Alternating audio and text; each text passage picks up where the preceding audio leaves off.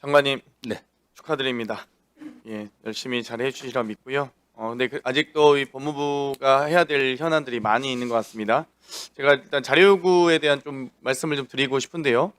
저희가 이 서울구치소장의 직접 면담 등에 대해서 몇 번의 이 시도를 했는지 집행 절차에 대한 시도를 물어봤는데 이 횟수 파악에 다소 한계가 있다라고 답변한다든지 변호인의 접견 실시 시간에 대해서 횟수는 11번으로 줬는데 시간에 대해서는 이게 무슨 개인의 사생활인지는 모르겠습니다. 제가 내용에 대해서는 파악하고자 하는 게 아니고요.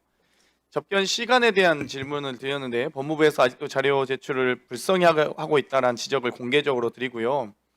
지금 내란숙의 윤석열이 법원에 구속적부심 청구하기 전에 10일 구치소 입소하고 나서 15일까지 모두 11회의 변호인 접견을 실시했습니다.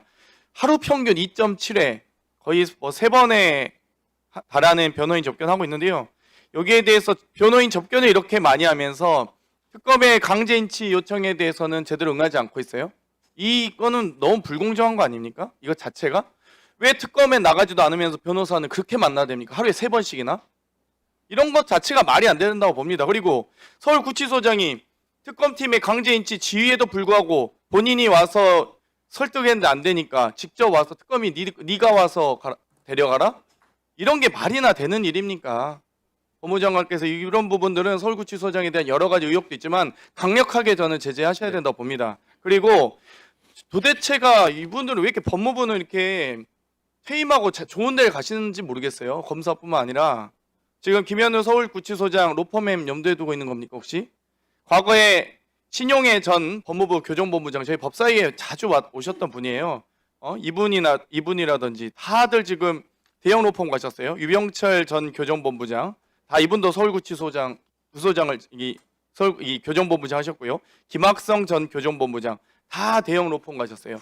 그래서 사실상 정치인들 수사가 많거나 재벌 등의 소위 수사가 많아서 서울구치소가 너무 알짜 보직이다 이런 평가가 많지 않습니까? 이런 부분에 대해서 강력하게 제재해 주셨으면 좋겠습니다. 예, 일단 뭐 적극 검토하겠습니다. 네. 이 15년째 15억 원의 뇌물수수 혐의의 감사원 공무원이 있습니다. 혹시 얘기 들으신 적 있습니까? 지금 이 기사가 났어요. 윤 구속영장 불허 후 폭풍, 검찰 압수수색도 막혔다라고 하면서 이 검찰과 공수처가 수사 핑퐁 게임 하다가 겨우 공소시효 만료 앞두고 6월 말에서야 겨우 기소한 사건입니다. 이러면서 이 기사에는 법조계에선 검찰개혁 부작용의 미리 보기 사례라는 지적이 있다고 합니다. 이 사건에 대해서 잠깐 말씀드리면 이 근무 중에 해외여행을 갔던 감사원 직원이 있었습니다. 고위공무원이 있었는데 감사원에서 이 부분에 대해서 수사 요청을 했고요. 공수처에서 22년 2월부터 수사가 들어가서 특가법상 뇌물과 횡령 혐의의 기소를 요청을 합니다. 근데 이제 이 수사 사건에 대해서 기소할 수 없기 때문에 검찰에 기소 요청을 하는데 검찰이 본인들이 사건을 반송할 권한도 없고 보안수사 요건도 없지 않습니까? 그런데 수사가 부족하다는 이유로 기소를 안 해요. 이런 일이 있을 수 있습니까? 아니 15억이 다 인정 안 될 수도 있습니다. 그러면 15억 인정 안 되더라도 수억이라도 인정된 혐의가 있을 거거든요. 하나도 인정 안 됐습니까? 정말 이 검사 누군지 진짜 궁금하고요. 여기에 대해서 진짜 오히려 검찰이 저는 감사받아야 된다 생각합니다. 업무 시간에 동남아 여행 가서 징계받았는데 이거 징계도 정직 3개월입니다. 4년째 제가 작년 국정감사 때 감사원장한테 질의했는데 4년째 제대로 징계도 안 받고 정직 3개월에 자기 인건비 출근도 안 한 사람이 월급 절반을 가져가고 있어요. 절반 가까이.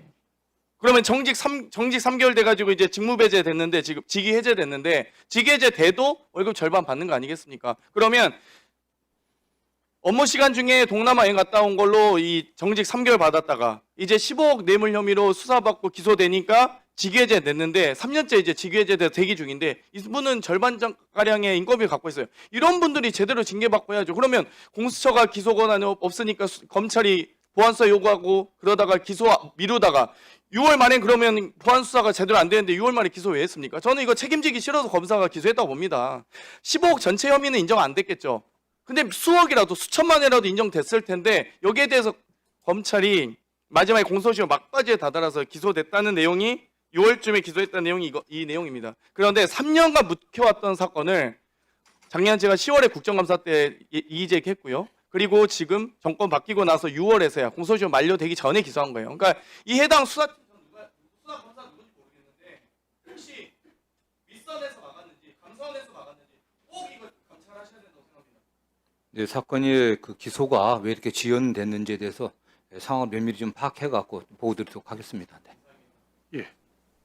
장동혁